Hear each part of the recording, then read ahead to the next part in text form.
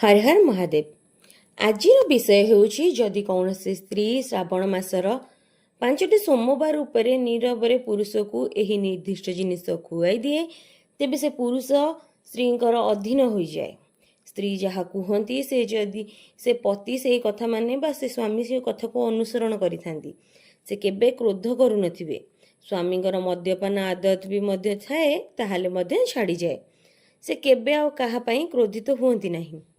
ए परिस्थिति रे एक स्त्रीर जीवन स्वामी सहित अत्यंत सुखमय भावे कटि थाए। बहुत स्त्री माने सोमवार व्रत रे एही उपाय करी सेमानक जीवन को सुखमय बनाइछंती एवं खुशी रे रहुछंती। सेमानकर स्वामी सेमानक अधीन रे आसी जाइछंती एवं प्रेम बढ़ी जाइछि। स्वामी सबु बेले स्त्री सह प्रेम करिथाए। स्त्री कथा कहिताए दिन राति रे से स्त्री को भल पाउथाए। स्त्री को टंका धन मान सम्मान सबु किछि देइथाए। किंतु स्त्री को एही कामटी सोमवार दिन करने पड़ो। यही वीडियो निश्चिंत भाव में लाइक करूँ। वीडियोटी को शेष पर्यंत देखिले आपण जानीपर एमती कौ जिनिस अच्छी जहाँ खाइबा द्वारा 5टी सोमवार श्रावण मास खाइबा द्वारा स्वामी राग शांत होता है। से आउ केबे भी क्रोध करि नथांती।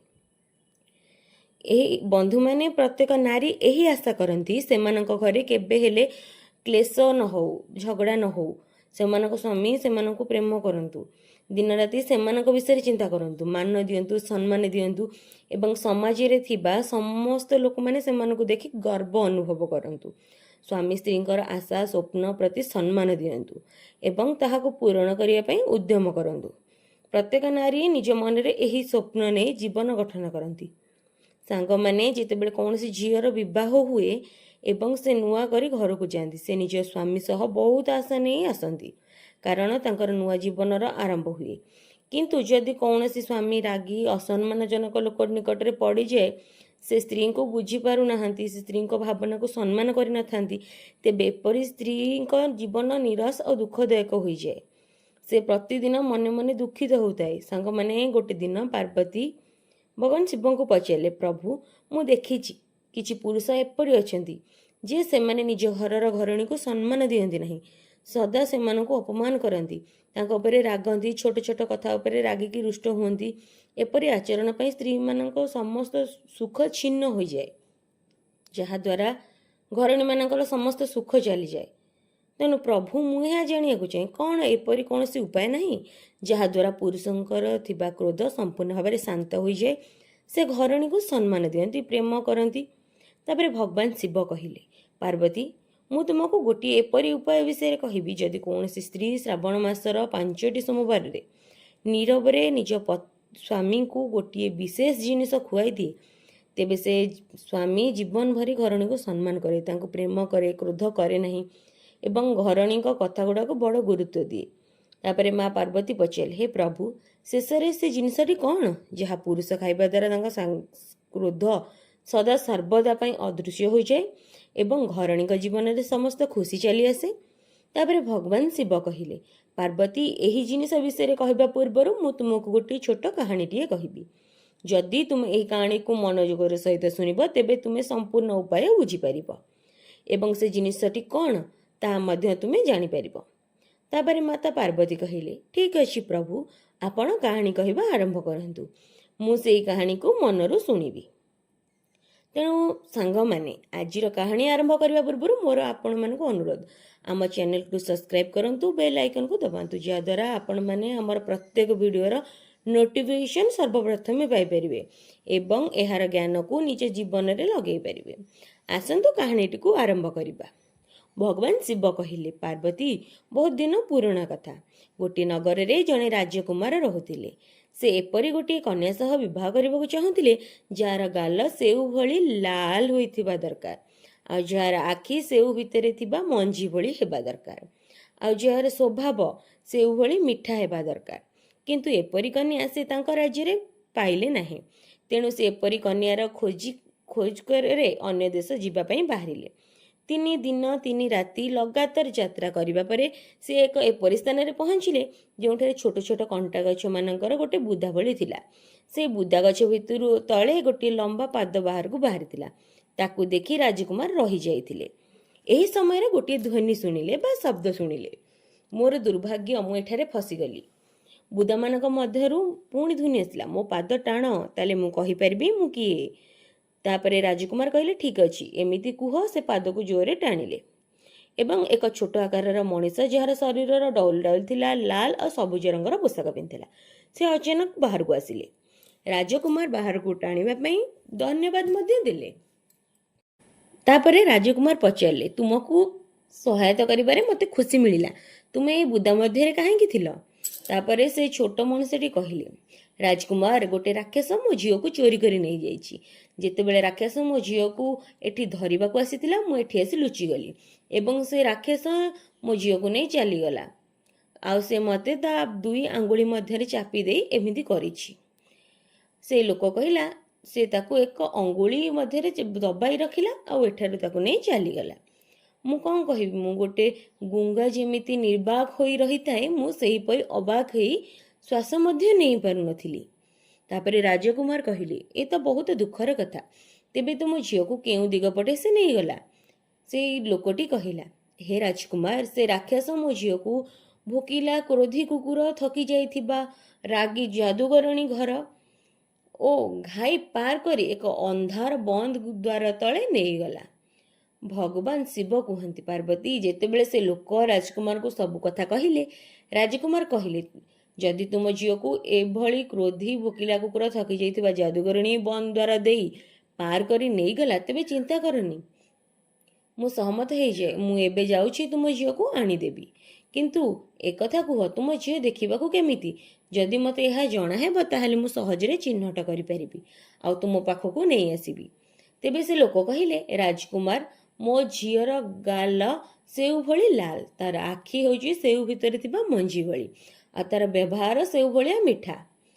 ସେଇଠୁ ରାଜକୁମାର କହିଲେ, ଏହିପରି ଝିଅ ତ ମୁଁ ଖୋଜୁଥିଲି। ଯଦି ତୁମେ ତୁମ ଝିଅକୁ ମୋତେ ବିବାହ କରାଇବ, ମୁଁ ତୁମ ଝିଅକୁ ନିଶ୍ଚିନ୍ତ ଖୋଜି ଆଣିପାରିବି। ତାପରେ ଭଗବାନ ଶିବ କହିଲେ, ହେ ପାର୍ବତୀ, ଏସବୁ କଥା ଶୁଣି ରାଜକୁମାର ଭାବିଲେ, ମୁଁ ମଧ୍ୟ ଏପରି କନ୍ୟାକୁ ଖୋଜୁଥିଲି। ଆଉ ସେ ଅପେକ୍ଷା କଲେ ନାହିଁ। ଏହି ଝିଅକୁ ଖୋଜିବା ପାଇଁ ସେ ବାହାରି ପଡ଼ିଲେ।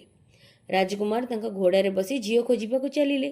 ଦୀର୍ଘ ଯାତ୍ରା ପରେ ଏକ ଦୂର ଜଙ୍ଗଲରେ ପହଞ୍ଚିଲେ, କିନ୍ତୁ ରାକ୍ଷସର ଠିକଣା ମିଳିଲାନି।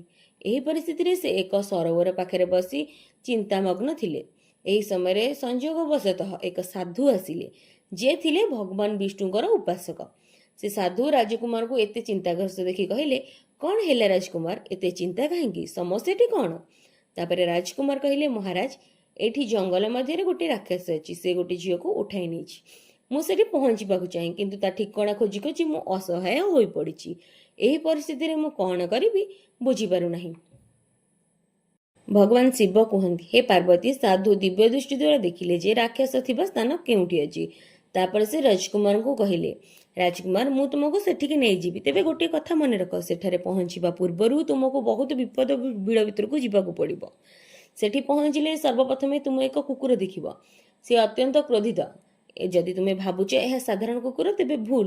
ସେ ଏକ ରାକ୍ଷସ, ଯେ କୁକୁର ରୂପରେ ପାହାଡ଼ିଆ କାମରେ କାମ କରେ। ଯଦି କାହାରି ଅନୁମତି ବିନା ସେଠି ପଶିବାକୁ ଚେଷ୍ଟା କରେ, ସେ ତାକୁ ଆକ୍ରମଣ କରି ନଷ୍ଟ କରିଦିଏ।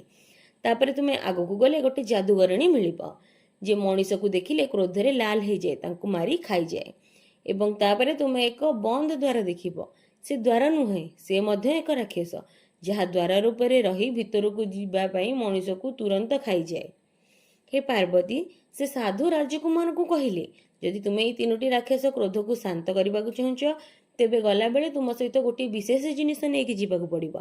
ଏବଂ ଯେତେବେଳେ ସେମାନେ ତୁମ ଉପରେ କ୍ରୋଧ କରିବା ଆରମ୍ଭ କରିବେ, ତେବେ ସେମାନଙ୍କୁ କହିବ, ମୋ ଉପରେ କ୍ରୋଧ କର ନାହିଁ।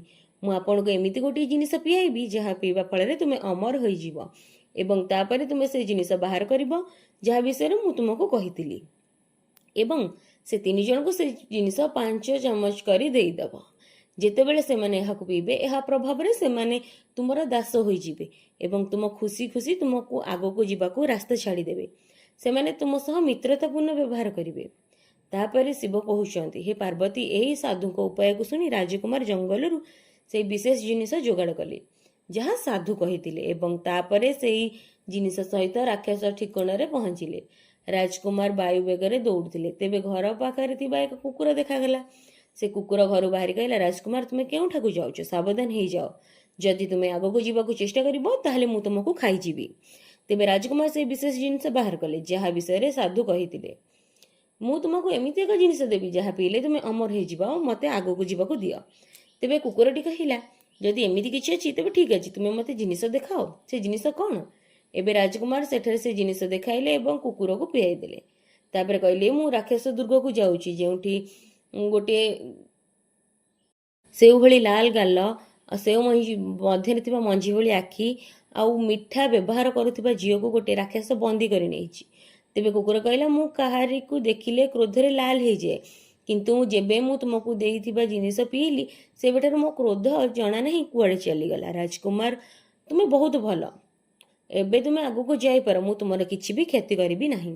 କିନ୍ତୁ ଗୋଟିଏ କଥା ମନେ ରଖିବ, ଯଦି ସେ ଝିଅକୁ କେଉଁଠି ଦେଖି ନପାର ବା ସେ ଝିଅ ଯଦି ତୁମକୁ କେଉଁଠୁ ନ ମିଳେ ସେଠାରେ ଗୋଟିଏ ସେଉ ଥିବ, ତେବେ ତାକୁ ନିଶ୍ଚିତ ଉଠାଇ ଆଣିବ।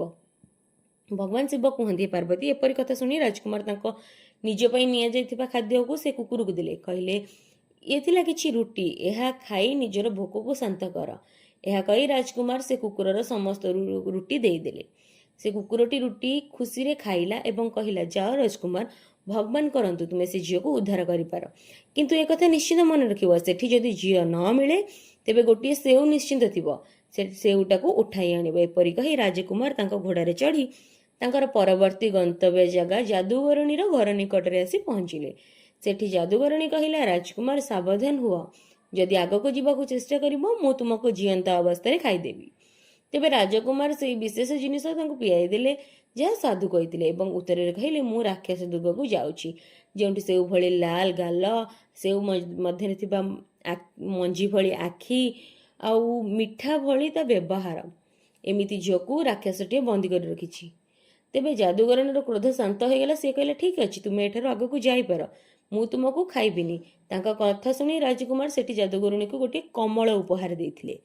ସେଇ ଯାଦୁଗରଣୀ ଏହି କମଳ ନିଜ ଶରୀର ଚାରିପାଖେ ଘୋଡ଼ାଇ ଦେଲା। କହିଲା, ରାଜକୁମାର, ତୁମେ ବହୁତ ଭଲ ଲୋକ, ତୁମର କିଛି କ୍ଷତି କରିବି ନାହିଁ, ତୁମେ ଆଗକୁ ଯାଇପାର, ଭଗବାନ କରନ୍ତୁ ତୁମେ ସେ ଝିଅକୁ ଉଦ୍ଧାର କରିପାର। ମନେ ରଖ, ଯଦି ସେଠି ସେ ଝିଅ ନ ମିଳେ ତେବେ ସେଓ ନିଶ୍ଚିନ୍ତ ଥିବ, ସେ ଫଳକୁ ଉଠାଇ ଆଣିବ। ଭଗବାନ ଶିବ କହନ୍ତି, ହେ ପାର୍ବତୀ, ଏଭଳି ଭାବରେ ସେ ରାଜକୁମାର ଯାହା ଥିଲେ ଯାଦୁଗରଣୀଙ୍କ ଘର ଉପର ଚାଳ ଦେଇ ବତାସ ବେଗରେ ସେ ଝିଅ ଖୋଜରେ ଆଗକୁ ବଢ଼ିଲେ। ତାପରେ ଆସି ପହଞ୍ଚିଲେ ଦ୍ୱାର ନିକଟରେ, ଯାହା ଏକ ରାକ୍ଷସ ରୂପରେ ଦଣ୍ଡାୟମାନ ଥିଲା। ସେ ଦ୍ୱାର ରାଜକୁମାରକୁ ଦେଖି କହିଲା, ହେ ରାଜକୁମାର, ସାବଧାନ ହୁଅ, ଯଦି ତୁମେ ଏକ ପଦକ୍ଷେପ ଆଗକୁ ଯିବ ତେବେ ମୁଁ ତୁମକୁ ଖାଇଦେବି। ତେବେ ରାଜକୁମାର ତାକୁ ସେହି ବିଶେଷ ଜିନିଷ ପିଆଇଲେ, ଯାହା ପିଇଲା ପରେ ରାକ୍ଷସର କ୍ରୋଧ ଶାନ୍ତ ହୋଇଗଲା ଏବଂ ସେ କହିଲେ, ମୁଁ ରାକ୍ଷସର ଦୁର୍ଗ ନିକଟକୁ ଯାଉଛି, ଯେଉଁଠି ସେଉ ଭଳି ଲାଲ ଗାଲ, ସେଉ ଭିତରେ ଥିବା ମଞ୍ଜି ଭଳି ଆଖି ଆଉ ମିଠା ସ୍ୱଭାବର ଝିଅଟିକୁ ବନ୍ଦୀ କରି ରଖାଯାଇଛି। ତେବେ ଦ୍ୱାର କହିଲା, ମୋର କ୍ରୋଧ କେମିତି ଶାନ୍ତ ହୋଇଗଲା ମୁଁ କେମିତି ଜାଣିପାରୁନାହିଁ।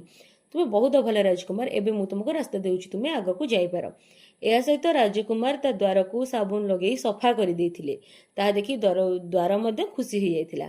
ଯାହା ରାଜକୁମାର, ଭଗବାନ କରନ୍ତୁ ତୁମେ ସେ ଝିଅକୁ ଉଦ୍ଧାର କରିପାର, ଆଉ ଯଦି ତୁମେ ସେ ଝିଅକୁ ନ ପାଇବ ସେଠାରେ ଥିବା ସେଉକୁ ନିଶ୍ଚିନ୍ତ ନେଇ ଆସିବ। ଏପରି କହି ରାଜକୁମାର ଦ୍ୱାର ଉପରୁ ଡେଇଁ କରି ଚାଲିଗଲେ।